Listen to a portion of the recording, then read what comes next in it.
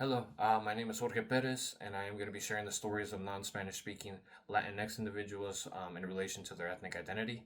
Ethnic identity is a sense of belonging to an ethnic group based on one's ancestry, their cultural heritage, their values, their traditions, their rituals, the language, the religion, the geography, the music, the food, the beliefs they may hold. And basically, all of these are identifiers of ethnic identity and what it consists of. And so for my presentation, I kind of wanted to focus on a documentary style of presentation. I really wanted to focus on a specific demographic within the Latino community, which we like to refer to as the no Sabo individuals. And throughout this whole semester, we have learned how using language sometimes stigmatizes groups and marginalizes groups, creating a divide between us and them. And in the same way, we do see the same phenomena happening within the Latinx community, where we like to call individuals no sabo individuals because they can't speak the language. And then it's and By calling them this term, we like to dismiss the fact that there are factors that kind of negated their ability to speak Spanish, not necessarily by choice, but because of the cards they were dealt with, you know. And I really wanted to use my film and my documentation skills, kind of like to align a little bit with Noriega. How they mentioned how we've, between the 1960s and the 1970s, Chicanos turned to film and television as a way to spread the message about the Chicano movement. We saw the same thing happen with El Teatro Campesino, where they were creating acts as a way to talk about, testimonies and inequalities faced by Chicanos at the time. The same way La Raza news outlets documented on social movements such as, the walkouts, all just to progress the Chicano movement and Chicano experiences with other people. And yeah, and like kind of what like Noriega mentions, given the imperative to spread the message about the movement, students often turn to television projects while in school. And that's kind of a little bit like what we're doing today. We are documenting the experiences of the Latinx community, in a way to align with Fregoso's analysis on how films reproduce various facets of Chicano nationalism. There is a wide spectrum of Latin identities, and these individuals that don't speak the Spanish language are just one of many identities within this Chicano nationalism. And by being able to do this documentary, I kind of get to have their stories be told, because this is something that resonates with a lot of Chicanos, especially during today. Um, and so Hall mentions how stereotyping deploys a strategy of splitting. It divides the normal and the acceptable from the abnormal and the unacceptable. It then excludes or expels everything which does not fit, which is different. And that's the same thing that we're seeing within this demographic, where because they can't speak Spanish, they are often told that they're different, or they're considered as another.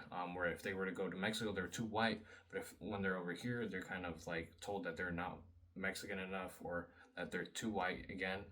So they kind of have to navigate this duality of cultures. And I did not expect any of this interview to be as deep as it was.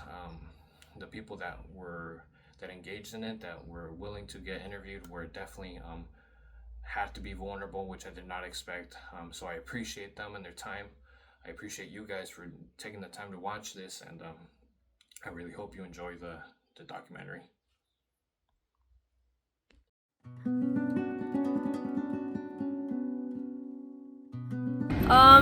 If I'm being quite honest, at least here, I go to UCSD. I don't find myself connecting with my culture here. I have little to no Mexican friends. I think the closest Mexican friend I have to me goes to UCLA, so she's like 2 hours away from me. And my parents back home, I visit them once a month, so I only really get that cultural aspect when I go back home, or even at work. There's a lot of Mexicans there, and so when I do work, it's just like I feel kind of at home just because I'm like with my people, and since that like I don't get that here at school, so yeah.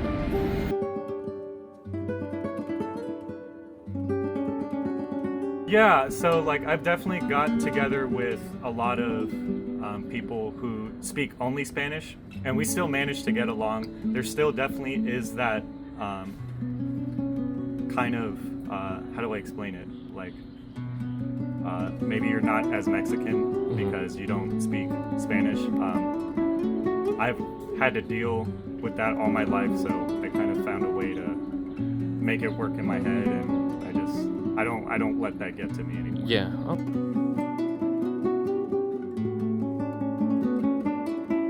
How would you do? I think a big way that I celebrate my culture with others is through food.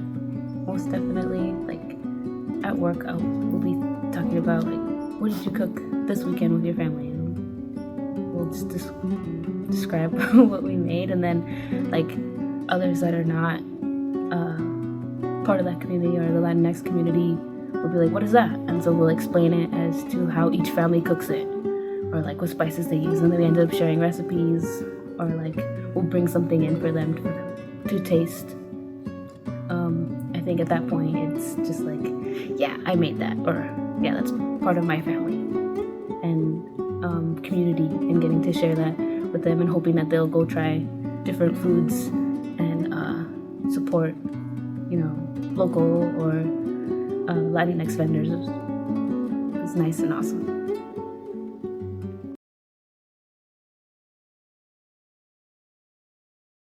I suppose I wouldn't say it takes away from identifying with it, but it definitely doesn't help, because it's almost like the same way, like having a degree at like college will get you like an open door. Like speaking Spanish will get you a different type of door open. Like you go down to you visit somewhere that's prominently speaking Spanish. Like if you speak English, you're probably gonna miss out on a lot of things. But you speak Spanish, like even as a white person, like you're gonna hear a lot more things. You're gonna know a lot more things. Like it could be something as little as like, hey, did you want to try this drink? You wouldn't know that if you just speak English, kind of thing. Just little things that would like kind of like connect you more and more to the culture. I think that would affect it. Do I think that not speaking Spanish necessarily hurts it? No, but it doesn't help. I think that's the biggest takeaway, is that it's hard to connect to something you can't actively involve yourself with.